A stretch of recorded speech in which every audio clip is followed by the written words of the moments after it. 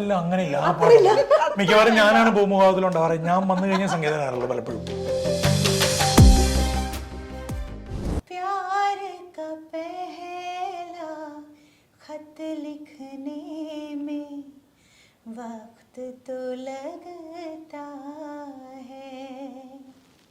ശ്രീകാന്തേട്ടൻ audience ആയിട്ടുണ്ടെങ്കിൽ എനിക്ക് പേടിയാണ് പാടാൻ. പക്ഷെ അതിനെ ഞാൻ വളരെ പോസിറ്റീവായിട്ടാണ് പറയണത്. ബിക്കോസ് ഞാൻ അതിനുവേണ്ടി വർക്ക് ചെയ്യും.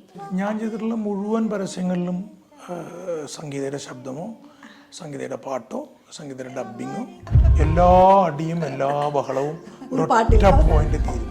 എക്സ്പീരിയൻസ് വെച്ചാൽ എത്ര കണ്ട് എൻ്റെ നെറ്റ്വർക്ക് വലുതാക്കിയിട്ടുണ്ട്. അപ്പോൾ ഇനിയും ഇതൊക്കെ ഉണ്ടായിട്ടും ഞാൻ ചെയ്യുന്ന സിനിമ നന്നായിട്ടല്ലെങ്കിൽ ഈ ഉണ്ടാക്കി വെച്ചതെല്ലാം കല്യാണത്തിന് മുമ്പേ എൻ്റെ അടുത്ത് പറഞ്ഞൊരു കണ്ടീഷനാണ്. ഇന്ന് നമ്മുടെ കൂടെ രണ്ടുപേരാണുള്ളത്, ശ്രീകാന്തേട്ടൻ ആൻഡ് സംഗീത ചേച്ചി. ഹലോ. ഹലോ. എന്തൊക്കെയാണ് വിശേഷങ്ങള്? ധാരാളം വിശേഷങ്ങൾ, എല്ലാം വിശേഷങ്ങളാണ്. എല്ലാ വിശേഷങ്ങളാണ്. അല്ല, ഞാൻ ഇവിടെ വന്നപ്പോൾ മുതൽ ഈ വീട് നമ്മളിവിടുന്ന് കയറുന്ന ആ സമയം മുതൽ ഫുൾ ആർട്ടിസ്റ്റിക് അല്ലെങ്കിൽ ഒരു ആർട്ടിസ്റ്റിക് ഫീലാണ്. നല്ലതല്ലേ? നല്ലതാ. ചേച്ചിയുടെ പെയിന്റിങ്സ്, ചേച്ചിയുടെ കുറെ കാര്യങ്ങള്, പാട്ടുകള്. ചേട്ടൻ ഇവിടെ വരുമ്പോൾ തന്നെ ഒരു സിനിമ ഒക്കെ കഴിഞ്ഞ ഒരു പോസിറ്റീവ് എനർജിയാണ്.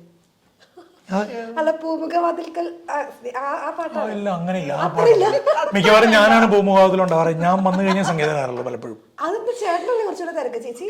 ഇല്ല, സംഗീതയുടെ വർക്കുകൾ തീരുന്ന ചിലപ്പോൾ ഒരു പക്ഷേ 9-10 മണിയൊക്കെ ആവും. ഇവിടെ ഉണ്ടെങ്കിൽ കുറച്ച് നേരത്തെ വരാൻ ശ്രമിക്കാറ്, ഞാനാണ് വരാൻ ശ്രമിക്കാറ്. അല്ല, അങ്ങനെയൊന്നുമില്ല. ഞങ്ങൾ അങ്ങോട്ട് കൂടും. പൂമുഖവാതിൽക്കൽ ഞാൻ നിൽക്കും, സംഗീതം നേരത്തെ സംഗീതം നിൽക്കും. ഒന്നെങ്കിൽ ഭർത്താവ് അല്ലെങ്കിൽ ഭാര്യ, ചൂലുമായിട്ട് നിൽക്കാറില്ല. സ്നേഹാണ്. ഓക്കെ. ഇപ്പൊ ഫസ്റ്റ് ചേട്ടനൊരു ആർട്ട് ഫിലിം മേക്കർ ആണ്, അല്ലെങ്കിൽ ഫിലിം മേക്കർ ആയത് പിന്നെ കുറച്ച് കഴിഞ്ഞിട്ടാ അല്ലെ, കല്യാണം കഴിഞ്ഞ ശേഷമാണ്. അപ്പൊ കുറച്ച് സീരിയസ് ആയിട്ടുള്ള ഒരാളായിരിക്കും ഒരു തോട്ട് ഉണ്ടായിരുന്നു. ആണെന്നാണ് ഞാൻ വിചാരിച്ചത്. നമ്മളോർക്കുമ്പോ സിനിമയൊക്കെ ബന്ധപ്പെട്ടിട്ടുള്ള ഒരാളാണ്. പിന്നെ അങ്ങനെ ഒരു ബിൽഡപ്പിലാണ് ശ്രീകാന്തേട്ടൻ ആദ്യം ആറ്റിറ്റ്യൂഡ് പിടിച്ചെടുത്തു. പിന്നെ ഇങ്ങനെ ഒരുങ്ങി മഞ്ഞൊരുക്കണ പോലെ. ഇപ്പൊ ചേച്ചിയുടെ അടുത്ത് എത്തിയ കറക്റ്റ്. ഓക്കെ. ഇപ്പൊ ചേട്ടന്റെ സിനിമയ്ക്ക് കുറെ നാളൊക്കെ ഇങ്ങനെ മാറി നിൽക്കുകയൊക്കെ ചെയ്യൂലേ? ഏറ്റവും കൂടുതൽ മാറിയത് ഏത് സിനിമയ്ക്കായിരുന്നു? ഈ അടുത്ത് ഹാഫ് എന്ന് പറഞ്ഞിട്ടൊരു ഫിലിം, അത് രാജസ്ഥാൻ ജയ്സാൽമറിലായിരുന്നു എൻ്റെ ഷൂട്ടിംഗ് ലൊക്കേഷൻ മൊത്തം. അപ്പം അതിന് ഓൺ ആൻഡ് ഓഫ് ഒരു 3 മാസത്തോളം ഇങ്ങനെ ഒറ്റ സ്ട്രെച്ചിന് 1 മാസം ഒരു ഷെഡ്യൂൾ അങ്ങനെ ഉണ്ടായിരുന്നു. അതിനു മുമ്പും സാറിൻ്റെ പ്രിയദർശൻ സാറിൻ്റെ അസോസിയേറ്റ് ആണല്ലോ. അപ്പോൾ ഈ അടുത്ത് MT സാറിൻ്റെ ഒരു ഇത് ചെയ്തിരുന്നു, എന്താ ഒരു സീക്വൽ പോലെ കുറേ കഥകൾ വെച്ചിട്ട്. അതിന് മോഹൻലാൽ സാറിൻ്റെ ഓളവും തീരവും എന്നുള്ള ഫിലിമിന് 1.5 മാസത്തോളം കോഴിക്കോടായിരുന്നു എൻ്റെ ഷൂട്ടിങ്. ഇപ്പൊ ചേച്ചി കുറെ ക്രിയേറ്റീവ് ആണെന്ന് നമ്മൾ സംസാരിച്ചപ്പോൾ മനസ്സിലായി. കുറെയൊക്കെ കേൾക്കുമ്പോൾ തന്നെ നമുക്ക് മനസ്സിലാവും. അപ്പൊ ഏതെങ്കിലും ഈ സിനിമയുടെ സീൻസിലോ അല്ലെങ്കിൽ എവിടെയെങ്കിലും ചേച്ചിയുടെ എന്തെങ്കിലുമൊക്കെ സംഭവങ്ങൾ ആഡ് ചെയ്തിട്ടുണ്ട്? ഞാൻ ചെയ്തിട്ടുള്ള മുഴുവൻ പരസ്യങ്ങളിലും സംഗീതയുടെ ശബ്ദമോ സംഗീതയുടെ പാട്ടോ സംഗീതയുടെ ഡബ്ബിങ്ങോ അല്ലെങ്കിൽ എല്ലാത്തിലും ഉണ്ടാവാറുണ്ട്. സിനിമയിലടക്കം എല്ലാ പ്രോജക്റ്റുകളിലും സംഗീതം ഉണ്ടാവാറുണ്ട് ഏതെങ്കിലും രീതിയിൽ. നമ്മള് ഫാമിലിയായിട്ട് നമ്മുടെ ഫാമിലിയുടെ ഒരു ടച്ച് എല്ലാത്തിനകത്തും ഉണ്ടാവും അല്ലേ? അത് നിർബന്ധം എന്നുള്ളതല്ല. ശരിക്കും ഒരു പ്രോജക്റ്റ് ഇപ്പം അഡ്വർടൈസ്മെൻ്റ് ആയാലും നമ്മുടെ ഏതെങ്കിലും പരിപാടികൾക്കായാലും ഡിസ്കഷൻസിൽ ഞങ്ങളെല്ലാം ഒരുമിച്ചിരുന്ന് സംസാരിക്കാറുണ്ട് മാധവനോടും സംഗീതയോടൊക്കെ. അപ്പം നാച്ചുറലി അവർ ഓട്ടോമാറ്റിക്കലി ഇന്നാണ് അതിൻ്റെ അകത്ത്. അപ്പം സ്വാഭാവികമായിട്ടും അതിലേതെങ്കിലും ഇപ്പം ഒരു വോയിസ് ഡബ് ചെയ്യണമെങ്കിൽ സംഗീതം വിളിക്കും. പരസ്യങ്ങൾക്ക് പാടണമെങ്കിൽ ഏത് മ്യൂസിക് കമ്പോസറാണോ സ്വാഭാവികമായിട്ടും സംഗീതം ഉള്ളതുകൊണ്ട് കമ്പനി ആർട്ടിസ്റ്റ് ഉള്ളതുകൊണ്ട് കമ്പനി ആർട്ടിസ്റ്റിനെ വിളിക്കാന്ന് പറയുന്ന പരിപാടി ഉണ്ടല്ലോ. അങ്ങനെയാണ് സംഭവിക്കാറത് പലപ്പോഴും. ഓക്കെ. ഇപ്പൊ ചേട്ടൻ്റെ കുറെ സിനിമകളുണ്ടല്ലോ, അതിനകത്ത് കണ്ടിട്ട് ഭയങ്കര വണ്ടർ അടിച്ചിട്ടുള്ള ഒരു സിനിമ ഏതാ? കക്ഷി അമ്മണിപ്പിള്ള. വളരെ വളരെ ഡിഫറെന്റ് ആയിട്ട് ശ്രീകാന്തേട്ടൻ എന്താണോ അതിൽ നിന്ന് വളരെ മാറിയിട്ട് ചെയ്തൊരു കഥാപാത്രമായിട്ട് എനിക്ക് തോന്നിയിട്ടുണ്ട്. പിന്നെ ലൂക്ക ഭയങ്കര നെഗറ്റീവ് ഷെയ്ഡുള്ള ഒരു കഥാപാത്രമാണത്. സോ അതും നമ്മൾ റിയലി കാണാത്ത ഒരാളെ നമുക്ക് കാണാൻ പറ്റി ലൂക്കയില്. മീശ ടോട്ടലി ഡിഫറെന്റ് ഒരു ക്യാരക്ടറും അപ്പിയറൻസിൽ തന്നെ കണ്ടവർക്ക് അറിയാൻ പറ്റും. ഓക്കെ. അല്ല, ഇപ്പൊ ചേച്ചിക്ക് കുറച്ച് ഒരു ഐഡിയ ഉള്ളതുകൊണ്ടേ ക്രിറ്റിസിസം ഏറ്റവും കൂടുതൽ വരുന്നത് ഇവിടെ നിന്ന് തന്നെ ആയിരിക്കും. ക്രിറ്റിസിസം ഉണ്ടാവും എന്ന് അറിയാവുന്നതുകൊണ്ട് ഞാൻ വളരെ ശ്രദ്ധിച്ചിട്ടാണ് വീട്ടിൽ പോകുന്നതാണ് എനിക്ക്. എന്നാലും തീർച്ചയായിട്ടും ചില സിനിമകൾ കണ്ടിട്ട് അത് മറ്റു പല പരിപാടികൾ പോലെ തന്നെ ഇരുന്നു അല്ലെങ്കിൽ എന്നെ പോലെ തന്നെ ഇരുന്നു എന്നൊക്കെ പറയാറുണ്ട്. അത് ആ കറക്ഷൻ സംഭവിക്കാറുണ്ട്. തിരിച്ചു തിരിച്ചും എന്റെ ഏറ്റവും വലിയ ക്രിട്ടിക്കാണ്. ഞാൻ ക്രിട്ടിസൈസ് ചെയ്യണേക്കാളും അത്രയും ഞാൻ ക്രിട്ടിസൈസ് ചെയ്യാറില്ല. പക്ഷെ എനിക്കൊരു ഭയമുണ്ട്. എനിക്ക് ശരിക്കും ശ്രീകാന്തേട്ടൻ ഓഡിയൻസ് ആയിട്ടുണ്ടെങ്കിൽ എനിക്ക് പേടിയാണ് പാടാൻ. പക്ഷെ അതിനെ ഞാൻ വളരെ പോസിറ്റീവായിട്ടാണ് പറയണത്. ബിക്കോസ് ഞാൻ അതിനുവേണ്ടി വർക്ക് ചെയ്യും. അപ്പൊ ശ്രീകാന്തേട്ടൻ ഓക്കെയാണ്, നന്നായിട്ട് പാടി എന്ന് പറഞ്ഞാൽ എനിക്കൊരു അവാർഡ് കിട്ടണ പോലെയാ. ഇന്നാളൊരു പ്രോഗ്രാമിന് ഇതുപോലെ എനിക്കൊരു പാടി കഴിഞ്ഞപ്പോൾ ഒരു കോൺഫിഡൻസ് ഇല്ല പോലെ എനിക്ക് തോന്നി, വിചാരിച്ച അത്രയും പെർഫോം ചെയ്യാൻ പറ്റില്ല. അപ്പൊ ആള് പറഞ്ഞേ ഒന്നുമില്ല, പുറത്തേക്ക് നല്ല പെർഫെക്റ്റ് ആയിരുന്നു. പിന്നെ എനിക്ക് വേറെ ഒന്നും ഓക്കെ, ഇവിടെ ഓക്കെ ആണെങ്കിൽ പിന്നെ ബാക്കിയുള്ള ആൾക്കാരുടെ കാര്യം നോക്കേണ്ട ആവശ്യമില്ല. അല്ല, സാധാരണ നമുക്കിപ്പോൾ ഹസ്ബൻഡോ അച്ഛനോ നമ്മുടെ ഭയങ്കര ഫേവറേറ്റ് ആയിട്ടുള്ള പേഴ്സൺ ഫ്രണ്ടിൽ കാണുമ്പോൾ നമുക്കൊരു ആശ്വാസം കിട്ടില്ലേ? ഇത് നമുക്ക് പുള്ളി എവിടെ ഇരിപ്പുണ്ട്, നന്നായി ചെയ്യണം, ആ ഒരു ടെൻഷനും വരും അല്ലേ? അല്ല, ക്രിറ്റിസിസം വരുന്നതുകൊണ്ടുള്ള ഒരു പ്രശ്നം നമുക്ക് അതും കൂടിയാ. മറ്റേ നമുക്കൊരു ആശ്വാസം, ഓക്കെ അവരവിടെ ഉണ്ട് എന്നുള്ളത്. ഓക്കെ, ഇപ്പൊ ആഡ് ഫിലിമേക്ക് ചെയ്തു അല്ലെങ്കിൽ ഫിലിംസ് ചെയ്തു. അപ്പൊ ഈ ആഡ്സ് ചെയ്യുമ്പോഴേ കുറച്ചുകൂടി ബുദ്ധിമുട്ടല്ലേ? കാരണം കുറച്ച് സമയം ഈ കണ്ടന്റ് ആളുകളിലേക്ക് എത്തിക്കണം. സിനിമയാകുമ്പോൾ കുറച്ചുകൂടി സമയമുണ്ട്, അല്ലെങ്കിൽ അത് ആ ഒരു ചലഞ്ച് എങ്ങനെ എടുക്കുന്നുണ്ട്? ഇത് രണ്ടാണല്ലോ. ഈ 2 മണിക്കൂർ സിനിമയും 30 സെക്കൻഡ് അല്ലെങ്കിൽ 1 മിനിറ്റ് പരസ്യവും രണ്ടായിട്ട് തന്നെ കാണണം. ഞാൻ ഒരു സിനിമയാണ് സംവിധാനം ചെയ്തത്. പിന്നെയുള്ളത് അതിനു മുമ്പ് പ്രിൻസ് സാറിൻ്റെ കൂടുതൽ അസിസ്റ്റൻ്റായിട്ട് വർക്ക് ചെയ്തിരുന്നു. അപ്പം അതിൻ്റെ രണ്ടിനും മനഃശാസ്ത്രം രണ്ടാണ്, അതിൻ്റെ ഒരു ഓഡിയൻസും രണ്ടാണ്. നമ്മുടെ അഡ്വർടൈസ്മെൻറ്റ്സിൻ്റെ പ്രത്യേകത എന്ന് വെച്ചാൽ അതിൽ നമുക്ക് മുമ്പ് മീഡിയ പ്ലാനിംഗ് ഉണ്ട്, ആ പ്രോഡക്റ്റിനെ കുറിച്ച് വളരെ കൃത്യമായ ധാരണയുള്ള ആ പ്രോഡക്റ്റിൻ്റെ ക്ലയൻസ് ഉണ്ട്, ദെൻ അവരെക്കുറിച്ച് പഠിച്ചിട്ടുള്ള ഏജൻസി ഉണ്ട്. അപ്പോൾ ഇവരുടെയൊക്കെ റിസർച്ചും എല്ലാം കഴിഞ്ഞിട്ട് ഒടുവിലാണ് നമ്മളിലേക്ക് ഇതെത്തുക. അപ്പോൾ അവിടെ കുറേ ജോലിയോടെ കഴിഞ്ഞു. പിന്നെ കൃത്യമായി ഇന്ന കാറ്റഗറി ഓഫ് ഓഡിയൻസിന് വേണ്ടിയിട്ടാണ് ഇത് ചെയ്യുന്നതെന്നൊരു കൃത്യമായ ബ്രീഫും ഏജൻസികൾ നമുക്ക് തരും. അപ്പോൾ അതിനുശേഷം നമ്മൾ ചെയ്യേ വേണ്ടു. അതിൻ്റെ റിസൾട്ടിനെ കുറിച്ചും അവർക്ക് ധാരണയുണ്ട്. ഒരാഴ്ച കഴിയുമ്പം ഇങ്ങനെയാണെങ്കിൽ നമുക്കൊരു 3 മാസം കഴിയുമ്പോൾ അടുത്ത ക്യാമ്പയിൻ ചെയ്യാം എന്നൊക്കെ പറയുന്ന കാര്യങ്ങളുണ്ട്. സിനിമ അങ്ങനെയല്ലല്ലോ. സിനിമയുടെ ഏറ്റവും വലിയ അത്ഭുതം അതാണല്ലോ. ഇവിടെ നമ്മൾ ചിന്തിക്കുന്നതല്ലോ സിനിമ റിലീസായി കഴിയുമ്പോൾ ഒരു വെള്ളിയാഴ്ചയാണ് നിശ്ചയിക്കുന്ന സിനിമ. അപ്പോൾ രണ്ടായിട്ട് തന്നെ കാണണം എന്നുള്ളൊരു നിർബന്ധം എന്തായാലും അങ്ങനെയാണ്, രണ്ടായി തന്നെ കാണണം. രണ്ടിൻ്റെതായിട്ടുള്ള കഷ്ടപ്പാടുണ്ട്. കഷ്ടപ്പാടില്ലാണ്ട് ഒരു ജോലിയില്ലല്ലോ. അങ്ങനെ പോകുന്നു. ഓക്കെ, ഇപ്പോൾ നമ്മുടെ ആക്ഷൻ ഹീറോ ബിജുവിൽ അഭിനയിക്കുന്നതിന്റെ പുറകിലുണ്ടായ ഒരു കഥ നമുക്ക് എല്ലാവർക്കും അറിയാം. അപ്പൊ പോയി ഇവിടെ നിന്ന് കഥ പറയാൻ പോവാന്ന് പറഞ്ഞിട്ട് ചേച്ചിയോട് പറഞ്ഞിട്ടാണല്ലോ പോകുന്നത്. തിരിച്ചു വന്നിട്ട് ഞാൻ അഭിനയിച്ചായിരുന്നു എന്ന് പറഞ്ഞപ്പോൾ ചേച്ചി ഇതിനല്ലല്ലോ പോയത്, എന്തായാലും ആ ഒരു മൊമെന്റ് എങ്ങനെ ഓർക്കുന്നത്?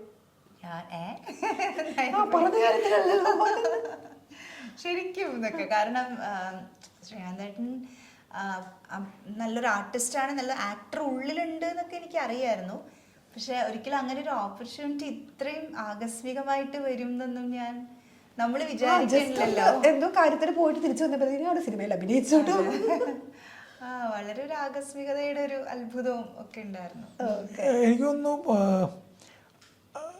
ഞങ്ങളെപ്പോഴും ഡിസ്കസ് ചെയ്തുകൊണ്ടിരിക്കുന്ന സിനിമയും പാട്ടും പടം സ്വാഭാവികമായിട്ട് അതിൽ നിന്ന് ഒരു ചെറിയൊരു എലവേഷൻ, ചെറിയൊരു സ്കെയിലപ്പ് എന്നൊരു സാധനം, ഒരു എക്സ്ക്ലമേറ്ററി മാർക്ക് ഉണ്ടായി എന്നല്ലാണ്ട് അതിൻ്റെ അപ്പുറത്തേക്ക് പിന്നെ ഞങ്ങൾ വീണ്ടും നോർമലായി. ആ സിനിമ കണ്ടിട്ട് ധാരാളം പേര് വിളിച്ചു.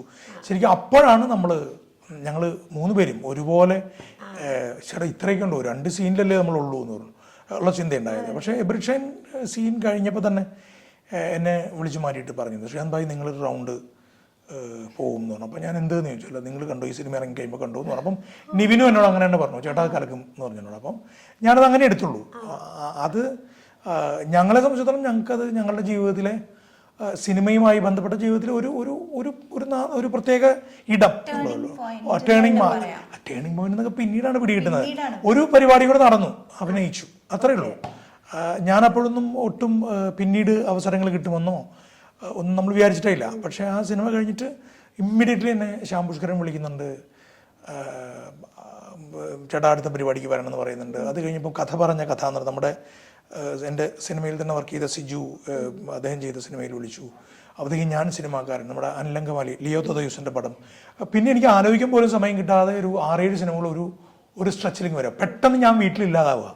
അപ്പോഴാണ് സംഗീതം ഞാൻ ചേട്ടാ ഇത് പരിപാടി വേറെ എക്സാക്ട്ലി. പിന്നെ തൊണ്ടിമുതൽ വന്നപ്പോഴേക്കും ഭയങ്കരമായിട്ടുള്ള അത് ശരിക്കും അതിൻ്റെ ഷൂട്ടിംഗ് പ്രോസസ്സും ഒക്കെ വളരെ ഇൻട്രസ്റ്റിംഗ് ആയിരുന്നു. വേറൊരു തരം രാജീവ്, എനിക്ക് വർഷങ്ങളായിട്ട് അറിയാവുന്ന എൻ്റെ അടുത്ത് സുഹൃത്തായിട്ടുള്ള രാജീവ് ക്യാമറ ചെയ്യുന്നു. പോത്തനെ എനിക്ക് നന്നായിട്ട് അറിയാം, എൻ്റെ പടത്തിൽ പോത്തൻ അഭിനയിച്ചിട്ടുണ്ട്, ഷ്യാമിനെ എനിക്ക് നന്നായിട്ട് അറിയാം. അപ്പോൾ അങ്ങനെ ഒരു സർക്കിളിൽ എന്ന സിനിമ നമ്മുടെ ചിദംബരം അതിൻ്റെ അസോസിയേറ്റ് ഡയറക്ടറാണ്. ക്യാമറ ഡിപ്പാർട്ട്മെൻറ്റിൽ ചിദംബരം വർക്ക് ചെയ്യുന്നുണ്ട്, രാജീവിൻ്റെയും ദിലീഷിൻ്റെയും കൂടെ വർക്ക് ചെയ്യുന്നത്. പിന്നെ ഷാഹി കബീർ അതിലൊരു അസിസ്റ്റൻ്റാണ്.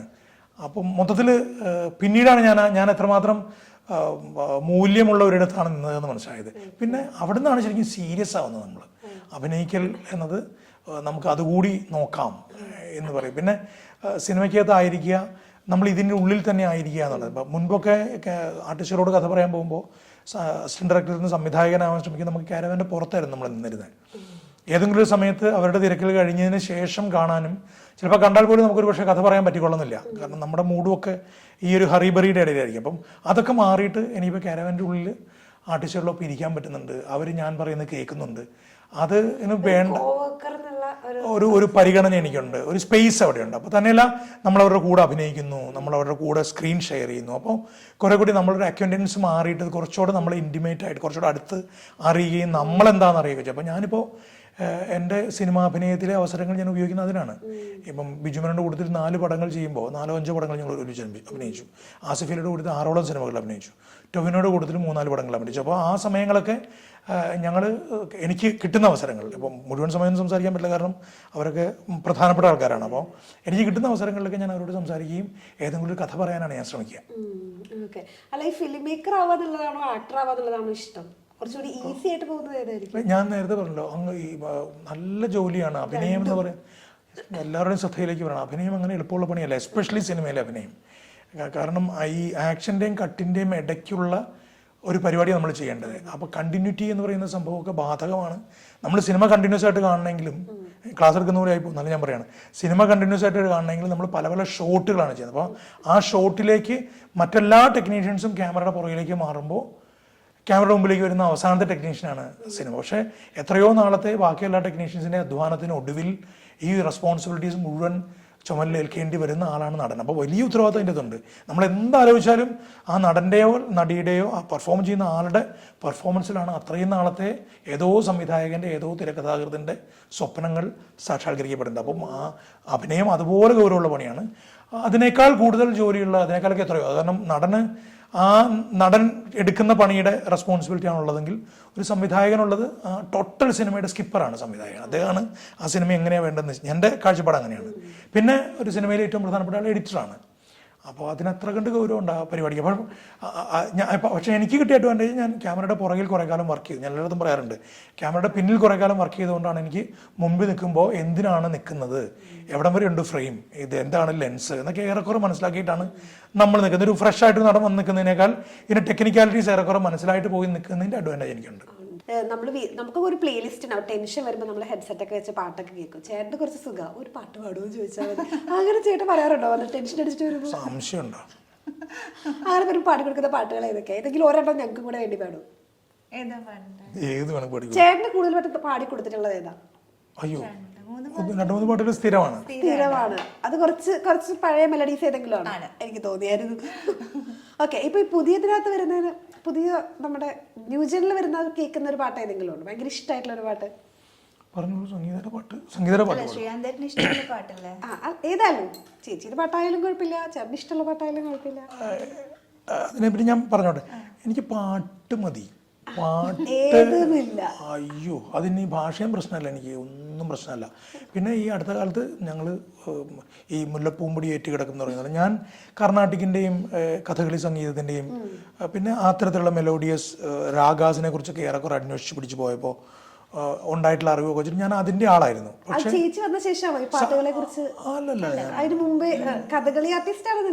ഞാൻ ചാനലിൽ വർക്ക് ചെയ്യുമ്പോൾ ഞാൻ മ്യൂസിക് പ്രോഗ്രാംസ് ഒക്കെ ഞാനാണ് ചെയ്യുന്നത്. ഗന്ധർവ സംഗീതവും രാഗോത്സവവും ഒക്കെ എൻ്റെ പ്രോഗ്രാംസാണ്. അപ്പം മ്യൂസിക്കിനെ കുറിച്ച് എൻ്റെ ആ വഴിക്കുള്ള അന്വേഷണമുണ്ട്. പക്ഷെ അതിന് വേറൊരു നിറമുണ്ടായത് ഇപ്പം മെഹദി ഹസൻ്റെ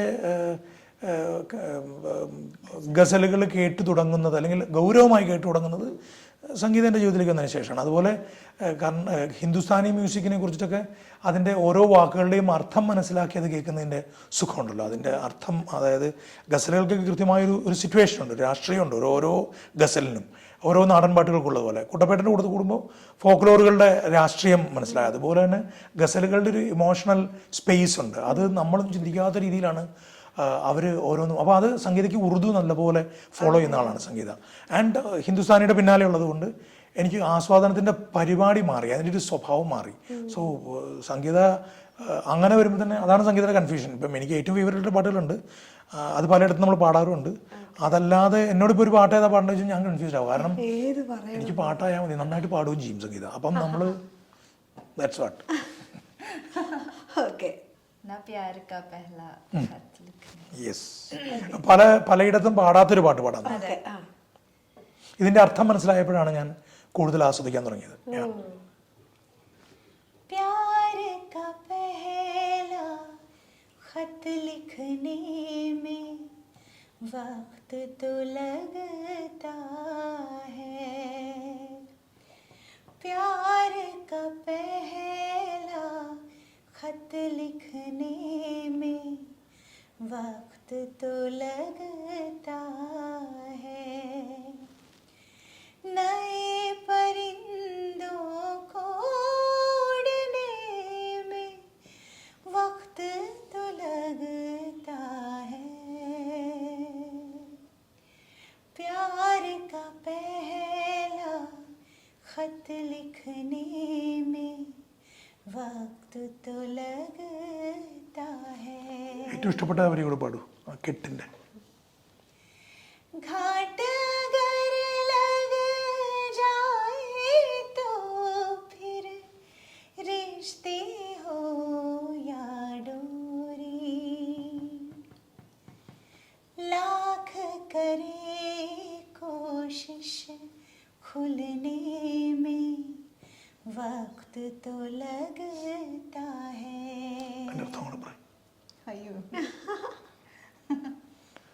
അല്ല, അതിപ്പോൾ ഒരു റിലേഷൻഷിപ്പ് ആണെങ്കിലും ഒരു ചരട് ഒരു ഇതാണെങ്കിലും അതിൽ കെട്ടുപാടുകൾ ഈ കെട്ടിപ്പിണയാന്ന് പറയില്ലേ, അത് വീണ് കഴിഞ്ഞാൽ കുരുക്ക് വീണ് കഴിഞ്ഞാൽ പിന്നെ ഒരു lakhs of times you try to solve it or try to unpuzzle it, it will take time എന്നുള്ളതാണ്. ബന്ധങ്ങളായാലും ഒരു ചരട് കെട്ടി കുരുക്കായി പോയാലും അത് അഴിച്ചെടുത്താലും കാലങ്ങളോളം അഴിച്ചെടുത്തതിന്റെ അത് ഹീലായി കിട്ടണമെങ്കിൽ ഇറ്റ് വിൽ ടേക്ക് ടൈം, വക്ത് തോ ലഗ്താ ഹൈ. സൗണ്ട് നമുക്ക് ഇങ്ങനെ ചെവിയിൽ കേൾക്കുമ്പോഴത്തേക്കും ഭയങ്കര അല്ലേ, ആ ഒരു സ്വീറ്റ് ആയിട്ട്. I am so privileged. ഈ ചേട്ടൻ ഇങ്ങനെ പിണങ്ങി നിൽക്കുമ്പോഴത്തേക്ക് പിണക്കം തീർക്കാനൊക്കെ ഇതുപോലെ 1-2 ലൈനൊക്കെ പാടുന്ന പരിപാടിയുണ്ട്. പ്രധാനതാണ് എല്ലാ അടിയും എല്ലാ ബഹളവും ഒറ്റ പോയിന്റ് തീരും. സീരിയസ്ലി, വെറുതെ പറയല്ല, ഭയങ്കര സുഖമാണ്. നമുക്കപ്പോൾ ആ സമയത്ത് നമ്മൾ ആലോചിക്കും എന്തിന് ഈ പാട്ട് കേട്ടിരുന്ന പോലെ തല്ലിടിച്ചിരുന്ന കാര്യമുള്ള. കുറച്ച് കൂടുതൽ റൊമാൻറ്റിക് ആരാ, ചേട്ടനാണോ ചേച്ചിയാണോ? പാട്ടൊക്കെ പാടുന്നതുകൊണ്ട് ചേച്ചി ആയിരിക്കും അല്ലേ? അത് ഞങ്ങൾ അങ്ങോട്ടും ഇങ്ങോട്ടും മത്സരിക്കും വേണമെങ്കിൽ. ആരാണെന്നുള്ളത് ഇതൊരു തീരുമാനം കിട്ടാത്ത ഉത്തരവായിട്ടാണ്. ഇതൊരു സന്തോഷമുള്ള കാര്യമില്ല. ഇപ്പം നമ്മൾ ചുറ്റും കേൾക്കുന്ന കഥകൾ വെച്ചിട്ട് പറയാണ് ഈ ഒരു സ്പേസ് എന്നൊക്കെ പറഞ്ഞ സംഭവമില്ല. അപ്പോൾ അതൊരു മെയിൻറ്റെയിൻ ചെയ്യാനായിട്ട് പറ്റുമ്പോൾ തന്നെ ഭയങ്കര രസമായിരിക്കും. എല്ലാ റിലേഷൻഷിപ്സും അങ്ങനെ തന്നെയാണല്ലോ. നമുക്ക് ഒരാൾക്കൊരു അടി കൊടുക്കണമെങ്കിൽ പോലും ആ കയ്യിൻ്റെ ഒരു അകലം വേണ്ടേ. അപ്പോൾ ആ അകലം ഉണ്ടെങ്കിലേ നമുക്ക് അടിക്കാൻ പറ്റുള്ളൂ ഒരാളെ. വല്ലാണ്ട് ചേർന്ന് നിന്നാലും അടിക്കാൻ പറ്റില്ല. അപ്പോൾ അതുപോലെ തന്നെയാണ് ഈ പറയുന്ന എല്ലാ ബന്ധങ്ങളുടെയും അവസ്ഥ. അപ്പോൾ അതിനെക്കുറിച്ച് ഞങ്ങൾക്കൊരു ധാരണയുണ്ട്. അപ്പോൾ അതുകൊണ്ട് എല്ലാം ബ്യൂട്ടിഫുള്ളാണ്. ഈവൻ അഭിപ്രായ വ്യത്യാസങ്ങളുണ്ടായാൽ പോലും അതിനെ ഞങ്ങളെങ്ങനെയെങ്കിലും അതിനൊരു സൊല്യൂഷൻ കണ്ടെത്തി ആ ഒരു സിറ്റുവേഷൻ മനസ്സിലാക്കിയിട്ട് പിന്നീട് അത് എങ്ങനെയെങ്കിലും അതൊക്കെ ഓട്ടോമാറ്റിക്കായിട്ട് അത് ഹീലായി കിട്ടും. പിന്നെ വലിയൊരു ഫാക്ടറുണ്ട്, ഞങ്ങളുടെ മോൻ, അവൻ വലിയൊരു ഫാക്ടർ അല്ലേ. അപ്പം അങ്ങനെ ഈ ചട്ടിയും കലമൊക്കെ അല്ലേ എന്നൊക്കെ ചോദിച്ച പോലെ ഓക്കെ. ഇപ്പൊ ചേട്ടന് കുറെ സ്ക്രിപ്റ്റുകൾ വരുന്ന സമയത്ത് ഇപ്പൊ കുറച്ചുകൂടെ സീരിയസ് ആയിട്ട് സിനിമയെ കണ്ടു തുടങ്ങിയല്ലോ കുറച്ച് വർഷങ്ങളായിട്ട്. അപ്പോൾ ഒരു ഡൗട്ട്ഫുൾ വന്നിട്ടുള്ള ഏതെങ്കിലും ഒരു കഥാപാത്രം വന്ന് ചേച്ചിയായിട്ട് അല്ലെങ്കിൽ നമ്മളിത് എന്താ ചെയ്യണോ അങ്ങനത്തെ ഡിസ്കഷൻസ് വരാറുണ്ട്? പിന്നെ സംസാരിക്കാറുണ്ട്. നല്ല രസമുള്ള മറുപടികളും കിട്ടാം, നമ്മൾ പ്രതീക്ഷിക്കാത്ത ആൻസേഴ്സ് കിട്ടാറുണ്ട്. സ്പെസിഫിക് ആയിട്ട് എനിക്ക് പറയാൻ പറ്റുന്നില്ല. പക്ഷേ ടൈപ്പ് കാസ്റ്റ് ചെയ്യപ്പെടുന്ന ഒരവസ്ഥ വരുമ്പോൾ ഇപ്പം വക്കീൽ എന്ന് പറഞ്ഞാൽ വക്കീലോട് വക്കീൽ, ഡോക്ടർ എന്ന് പറഞ്ഞാൽ ഡോക്ടറോട് ഡോക്ടർ, പോലീസ് എന്ന് പറഞ്ഞാൽ പോലീസിനോട് പോലീസ്. എന്നെ പോലെയുള്ള നടന്മാർക്ക് എല്ലാവർക്കും വേണ്ടി പറയാം, ഞങ്ങളുടെ പ്രശ്നം എന്താ വെച്ചാൽ ഞാൻ ഒരാൾ മാത്രമല്ല, ഞങ്ങൾ കുറേ പേരുണ്ട്, ഒരു വലിയ ആൾക്കാരുണ്ട്, സെറ്റ് ആൾക്കാരുണ്ട്. ഞങ്ങൾക്ക് ഈ ടൈപ്പ് കാസ്റ്റ് ചെയ്യപ്പെടുമ്പോൾ ഞങ്ങൾ പലപ്പോഴും ഈ അവസരങ്ങൾ കളയാതിരിക്കൽ എന്ന് പറയുന്ന ഒന്നിലേക്ക് എത്താനാണ് ഞാൻ ശ്രമിക്കാറ്. കാരണം നമുക്ക് പോലീസ് വേണ്ട എന്ന് പറഞ്ഞാൽ അത് വേറൊരാളവിടെ ചെയ്യണം. അപ്പം നമുക്കൊരവസരം നഷ്ടപ്പെടുമ്പോൾ നമ്മൾ ആലോചിക്കേണ്ടത് എത്രയോ പേര് ഈ അവസരങ്ങൾക്കായിട്ട് വെയിറ്റ് ചെയ്യണം. അപ്പം ഞാൻ ചെയ്യാറെന്താ വെച്ചാൽ ഒരു പോലീസ് ചെയ്തു, അടുത്ത പോലീസ് ഇതിൽ നിന്ന് വ്യത്യാസപ്പെട്ട് എന്താണ് പോലീസിൽ ചെയ്യാൻ പറ്റുന്ന ആലോചിക്കുക. അത്തരത്തിലുള്ള ലീഡുകൾ എപ്പോഴും കിട്ടുക സംഗീതയുടെ ഭാഗത്ത്. അതായത് പോയി ചെയ്യൂ, ഒന്ന് ട്രൈ ചെയ്യൂ. അതല്ലേ നമുക്കൊരു അങ്ങനെ കളയരുത്. ഫിനാൻഷ്യൽ സംഭവങ്ങൾ പറഞ്ഞിട്ട് നമുക്ക് വേണേൽ ഒഴിവാക്കാം, എന്തെങ്കിലും പറഞ്ഞ് ഒഴിവാക്കാം. സംഗീത പ്രകാരം അവസരങ്ങൾ എന്ന് പറയുന്നതാണ് പ്രധാനം. അപ്പോൾ അവസരങ്ങൾ ഏറ്റവും ഭംഗിയായിട്ട് ഉപയോഗിക്കും. ഇത്രയും പ്രിവിലേജ് ആയിട്ടിരിക്കുമ്പോൾ അങ്ങനെ തോന്നും. പക്ഷെ ഒരു പണിയില്ലാണ്ടിരുന്നാലത്തെ കഥ ഓർത്ത് നോക്കൂ, നമുക്ക് ജീവിക്കണ്ടേ, മുമ്പോട്ട് പോകണ്ടേ. അപ്പോൾ തന്നെയല്ല ഓരോ പ്രോജക്റ്റുകളിലും പോയി നമ്മൾ ഇടപെടുമ്പോൾ ആ പ്രോജക്റ്റിലൂടെ നമ്മുടെ പ്രൊഫൈലും വലുതാവുകയാണ്. ഒരു പഠനം എന്നുള്ള സംഭവം നടക്കുന്നതൊക്കെ ഞാൻ ചില സമയങ്ങളിൽ പോയി ആകപ്പാടെ ഇനിയും പോലീസാണെന്ന് പറയുമ്പോൾ സ്വാഭാവികമായിട്ട് ഒരു സംഗീതം പറയാറുള്ളത് അതാ. തന്നെയല്ല നമുക്ക് EMI ഒക്കെ അടക്കണ്ടേ, അത് രണ്ടാമതാണ് കേട്ടോ EMI. ഞാൻ പറഞ്ഞത് ഒരു ഹുക്ക് എന്തെങ്കിലും വേണ്ട ലൈൻ നോക്കിട്ട് പറഞ്ഞു. ഇപ്പോഴത്തെ ഒരു സാഹചര്യത്തില് ഒരുപാട് പേരുണ്ട്, അത് ഏത് ഫീൽഡിലാണെങ്കിലും. അതിപ്പോ കല മാത്രമല്ല, ആർട്ട് മാത്രമല്ല, എല്ലായിടത്തും മത്സരങ്ങളും ഒക്കെയാണ്. ദോ വി ഹാവ് ദറ്റ്, നമുക്ക് മെറ്റൽ കയ്യിലുണ്ട്. എന്നിരുന്നാലും ഇന്നത്തെ കാലത്ത് ഓപ്പർച്യൂണിറ്റീസ് വരൽ എന്ന് പറയുന്നത് ഒരു വലിയ പ്രിവിലേജ് തന്നെയാണ്. അതിനെ ആ വേണ്ട ബഹുമാനത്തോടു കൂടി തന്നെ നമ്മൾ കാണണം എന്നാണ്. നമ്മൾ എപ്പോഴും സ്ക്രീനിൽ വേണം, അല്ലെങ്കിൽ ആളുകൾ ഇത് മറന്നു പോയിക്കൊണ്ടേയിരിക്കും. നമ്മൾ എപ്പോഴും അവൈലബിൾ ആയി, അല്ലെങ്കിൽ ആളുകൾ നോക്കുമ്പോൾ നമ്മൾ ആ സ്ക്രീനിൽ ഇല്ലെന്നുണ്ടെങ്കിൽ ആളുകൾ ഇഷ്ടം പോലെയാണല്ലോ, നമ്മളല്ലെങ്കിൽ വേറൊരാൾ. അതുകൊണ്ടാണ് അത് നമ്മൾ അങ്ങനെ തന്നെ പോകണം എന്നുള്ളത്. അത് സസ്റ്റെയിൻ ചെയ്ത് പോകാൻ ബുദ്ധിമുട്ടല്ലേ? അതെ, ഞാൻ സംഗീതം പറഞ്ഞല്ലോ, ഞാനത് റിപ്പീറ്റ് ചെയ്യണ്ടല്ലോ. അതായത് എല്ലാ മേഖലയിലും ഇത്തരത്തിലുള്ള കോമ്പറ്റീഷൻസ് ഉണ്ടെന്നേ. മത്സരം വേണമല്ലോ, മത്സരം ഉണ്ടാവണം. മത്സരം നമ്മൾ മത്സരിക്കേണ്ടത് മറ്റുള്ളവരോടല്ല, നമ്മളോടാണ് മത്സരിക്കേണ്ടത്. അതാ ഞാൻ നേരത്തെ പറഞ്ഞത്, നമ്മൾ സ്വയം തിരുത്തിക്കൊണ്ടിരിക്കുക എന്ന് പറയുന്നത് മാത്രമേ നമുക്ക് ചെയ്യാനുള്ളൂ. നമുക്ക് വേറെ ആളെ തിരുത്താൻ പറ്റില്ല. ചേഞ്ച് നമുക്കേ കൊണ്ടുവരാൻ പറ്റുള്ളൂ. ചേട്ടൻ്റെ ഫിലിമോഗ്രഫി എടുത്ത് നോക്കിയപ്പോഴേക്കും 24 എനിക്ക് തോന്നുന്നു എബി കഴിഞ്ഞിട്ട് 23-ലാണോ 24-ലാണോ എന്ന് എനിക്ക് ഓർമ്മയില്ല. ആ ഒരു അൺടൈറ്റിൽഡ് ചിത്രം ഇന്ദ്രജിത്ത് സുകുമാരൻ എന്ന് പറഞ്ഞിട്ട് അതിപ്പോഴും അത് അങ്ങനെ തന്നെ കിടക്കുന്നുണ്ട്. അതിനകത്തൊരു മാറ്റം ചില പ്രത്യേക കാരണങ്ങളാൽ ആ പ്രോജക്റ്റ് മുമ്പോട്ട് നീങ്ങിയില്ല. അത് കോവിഡ് ടൈമിലാണ് നമ്മൾ ഡിസ്കസ് ചെയ്തത്. ഹോമിൻ്റെ സമയത്ത് വിജയ് ബാബു, ഫ്രൈഡേ ഫിലിംസ്, അവരാണ് നമ്മൾ സംസാരിച്ചത്. ഞങ്ങൾ അവരോട് സംസാരിച്ചു. വിജയ് ബാബു അന്ന് ആ പ്രോജക്റ്റ് നടത്തണം, ഞങ്ങൾ ഒരുമിച്ച് നിൽക്കുന്ന ഒരു ഫോട്ടോ ഒക്കെ ഉണ്ടതിൽ. അപ്പോൾ അത് ആ സമയത്ത് നടന്നില്ല. അപ്പോൾ ഇനിയിപ്പോൾ അത് പിന്നെ വേറെ എന്നുള്ളത്, ഓരോ ആഴ്ചയിലും ഇറങ്ങുന്ന സിനിമകൾ നമ്മളത് കാണുന്നില്ലേ. അപ്പോൾ എന്നെ സംബന്ധിച്ചിടത്തോളം എൻ്റെ ആദ്യത്തെ സിനിമ കഴിഞ്ഞു, നല്ല അഭിപ്രായമാണ് അതിനുണ്ടായത്. അത് പ്രൊഡ്യൂസറും വലിയ ബാധ്യതകളില്ലാതെ അദ്ദേഹത്തിനും ഒരു ചെറിയൊരു എമൗണ്ട് പ്രോഫിറ്റ് കിട്ടിയിട്ടാണ് ആ സിനിമ സംഭവിച്ചത്. പ്രോഫിറ്റബിൾ മൂവിയാണ്, ലാഭം ഉണ്ടായ സിനിമയാണ്. 36 ദിവസത്തോളം തിയേറ്ററിൽ ഓടിയ പടമാണ്. ഹാപ്പിയാണ്. ആ സിനിമയെ കുറിച്ച് ആരും നെഗറ്റീവ് പറഞ്ഞിട്ടില്ല. അപ്പോൾ അടുത്തൊരു സിനിമ ശരിക്കും രണ്ടാമത്തെ സിനിമയാണ് ആദ്യ സിനിമ. നമ്മള് വിജയം എന്ന് പറയുകയാണെങ്കിൽ സെക്കൻഡ് മൂവി ആയിരിക്കണം. അപ്പം അത് ഞാനിപ്പോൾ കൂടുതൽ വലുതായിട്ട് പറയണ്ടല്ലോ. അപ്പം അത് വളരെ ആലോചിച്ച് വേണം ചെയ്യാനെന്നുള്ളതാണ് ഞാൻ വീണ്ടും പഠിച്ചുകൊണ്ടിരിക്കുന്നത്. പിന്നെ ഇപ്പോൾ അന്നുള്ളതിനേക്കാൾ കൂടുതൽ ആൾക്കാർക്ക് ശ്രീകാന്ത് മുരളി എന്ന് പറയുന്ന ഒരു സിനിമാക്കാരനെ അറിയാം. അപ്പോൾ ഞാനതിനെ ഒരു റെസ്പോൺസിബിലിറ്റി ആയിട്ട് കാണുന്നു. അപ്പോൾ ഞാൻ ഇനി ഒന്ന് ചെയ്യുന്നെങ്കിൽ അത്ര കണ്ട് ശ്രദ്ധയോടെ ചെയ്യാനേ നമുക്ക് പറ്റുള്ളൂ. ബാക്കി നമുക്കറിയില്ല. സിനിമയുടെ സസ്പെൻസും അതാണല്ലോ. ഞാൻ നേരത്തെ പറഞ്ഞല്ലോ, ഒരു ഫ്രൈഡേ ഒരു ഷോ കഴിയുമ്പോൾ നമ്മുടെ കഥയൊക്കെ മാറും. പക്ഷേ അതുവരെയുള്ളത് പ്രീ പ്രൊഡക്ഷനും, കാരണം ഇത്രയും ടെക്നോളജി ഇവിടെയുണ്ട്.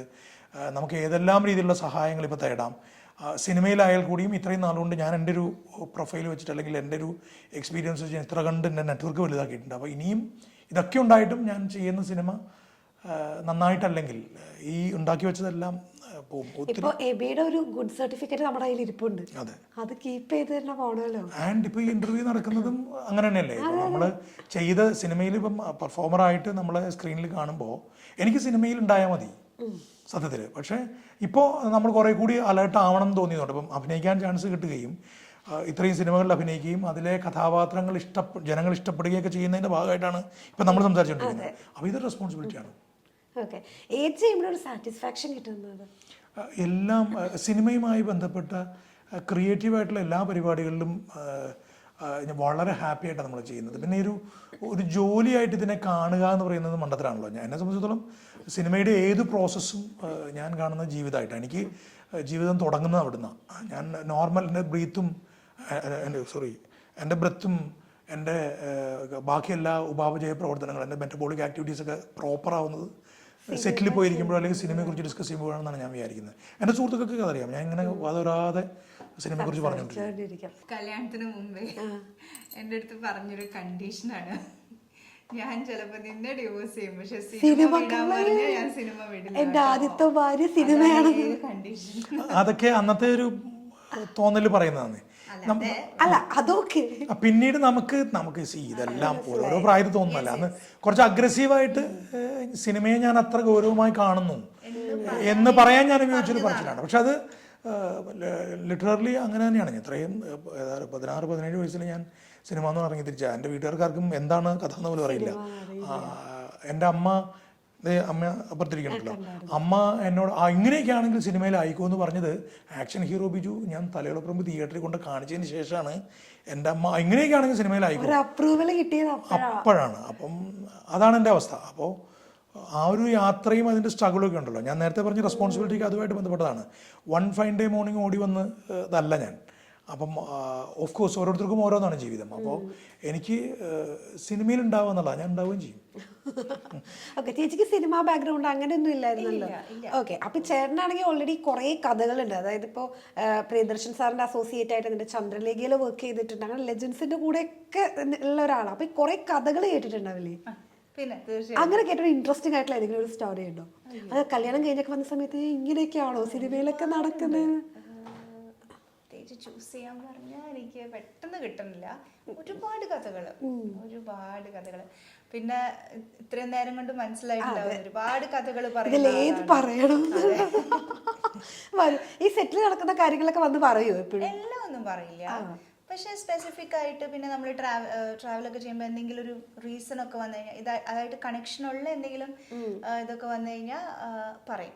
ഓക്കെ, ഇപ്പൊ ഒരു 3 months മാറി നിന്നു എന്ന് പറഞ്ഞില്ലേ? അപ്പൊ തിരിച്ചു വന്നപ്പോ ഫസ്റ്റ് പറഞ്ഞ ഫുഡ് ഏതായിരുന്നു? എനിക്ക് ഏത് ഫുഡ് കഴിക്കണമെന്നാ പറഞ്ഞത്? അതെപ്പോഴും ചോറ് ചെറുപയർ ആണ് ഏറ്റവും ഇഷ്ടമുള്ള ഭക്ഷണം. ചെറുപയറും ചോറും? ചെറുപയർ ഭയങ്കര ഇഷ്ടമാണ്.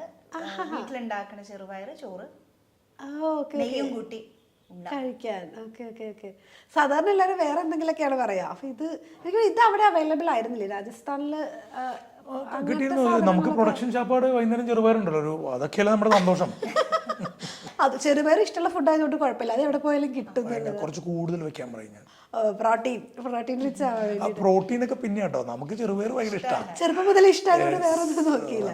ഓക്കെ, ഇപ്പൊ ഈ കഥകൾ പറയുന്ന സമയത്തേ ഇപ്പൊ ചേട്ടന് ഈ ഒരു ഏതെങ്കിലും ഒരു എലമെന്റിൽ ഇതിപ്പോ ഞാൻ ചെയ്താൽ ശരിയാവോ, അല്ലെങ്കിൽ ഇത് വേണോ, ഒരു ചലഞ്ചിങ് ആണോ, അങ്ങനെ തോന്നിയിട്ടുള്ള ഏതെങ്കിലും ഒരു കഥാപാത്രം ഉണ്ടോ?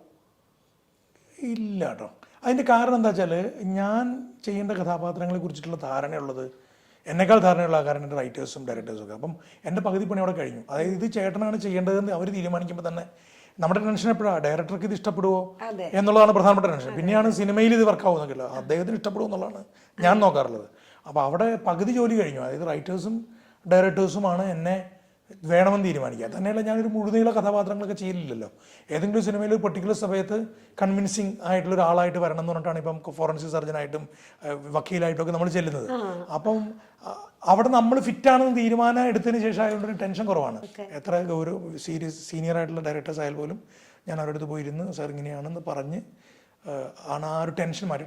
ടെൻഷൻ തീർച്ചയായിട്ടും ഉണ്ട്, ഞാൻ നേരത്തെ പറഞ്ഞല്ലോ, ടെൻഷൻ തീർച്ചയായിട്ടും ഉണ്ട്. തന്നെയല്ല എന്താ പറയുക, ആ ഒരു ടെൻഷൻ വേണമല്ലേ?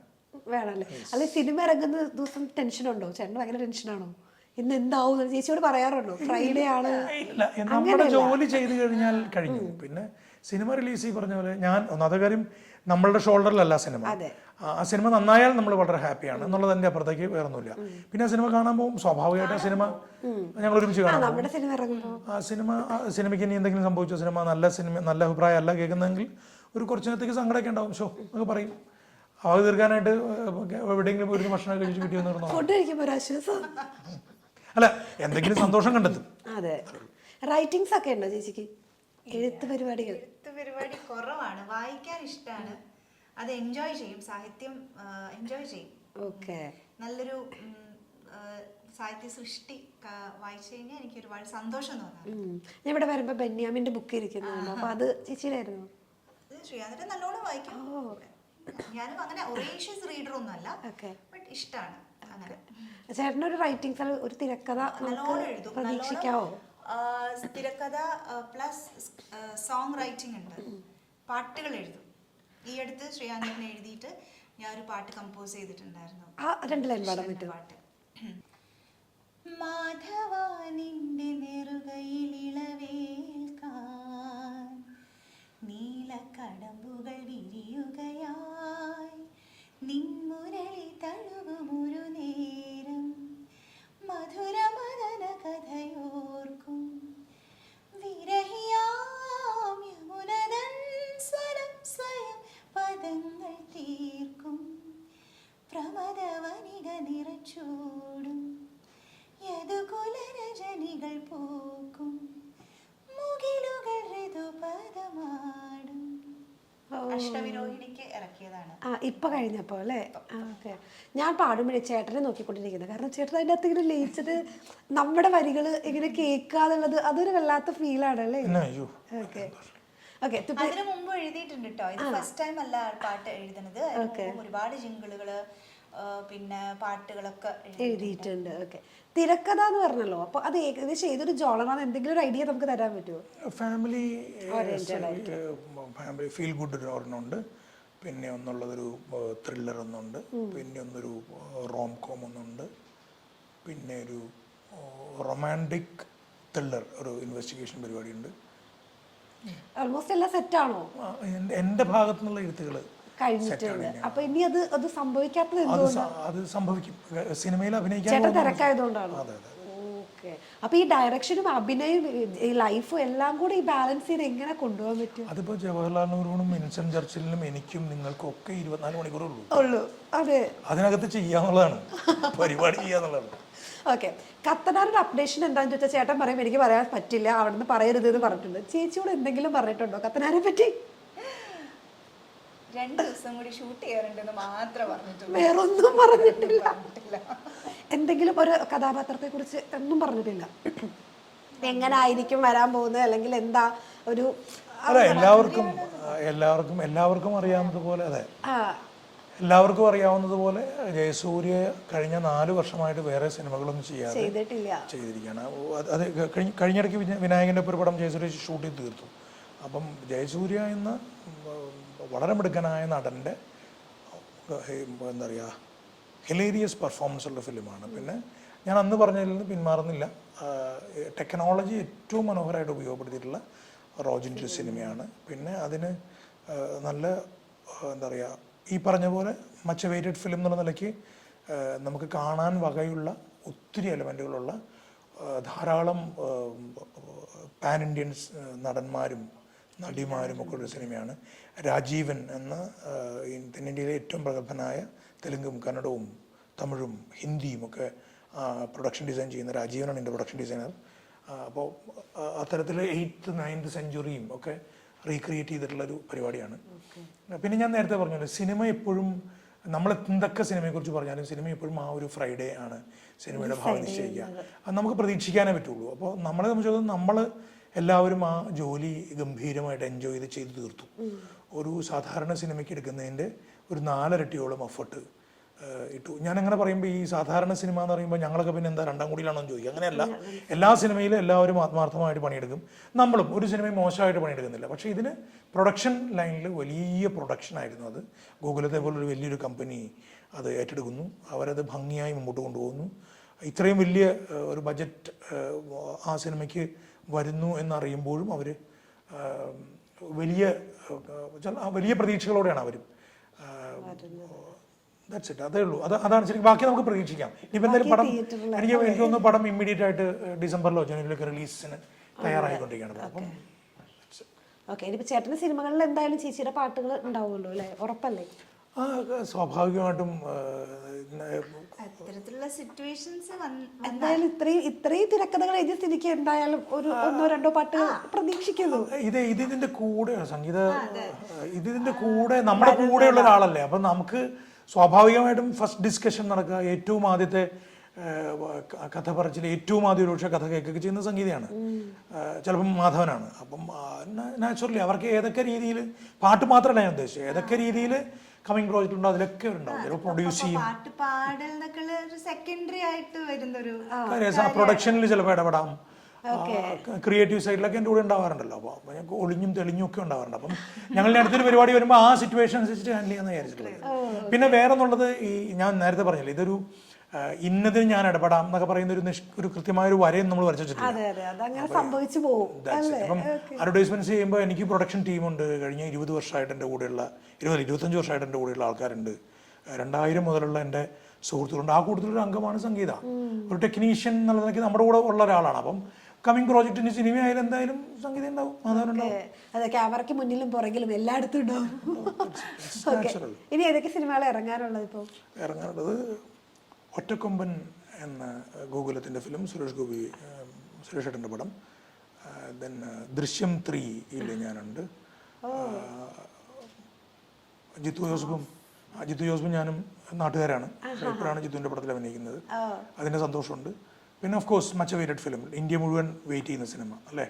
തമിഴിൽ കമൽ സാറും, ഹിന്ദിയിൽ അജയ് ദേവനും, തെലുങ്കിൽ വെങ്കിടേഷും എന്നൊക്കെ പറയാം. അപ്പോൾ ഇത്രയും പേര് ഈ ദൃശ്യം 3യുടെ മലയാളം വേർഷൻ ഇറങ്ങാൻ വെയിറ്റ് ചെയ്യും. അപ്പം അങ്ങനെ ഒരു സിനിമ ലോകത്തിലുണ്ടായിട്ടുണ്ടാവുന്നതിനൊക്കെ. അപ്പം അതാണ് ആ സിനിമയുടെ കുറച്ചധികം പോർഷൻസ് ഉണ്ടോ? ഞാൻ കുറച്ചേ ഉള്ളൂ, പക്ഷെ നല്ല വളരെ പിവട്ടൽ, വളരെ പ്രധാനപ്പെട്ട ഒരു പരിപാടിയാണ് ചെയ്യുന്നത്. അല്ല ചേട്ടാ, കുറച്ച് ഭാഗത്ത് വന്നിട്ട് പോയാലും നമുക്ക് കിട്ടാനുള്ളത് കിട്ടും അല്ലേ ചേച്ചി? അതെ, എനിക്ക് തോന്നുന്നു ഈ പറഞ്ഞത് സാറ്റിസ്ഫൈ ചെയ്യുന്ന എനിക്ക് തോന്നുന്നു.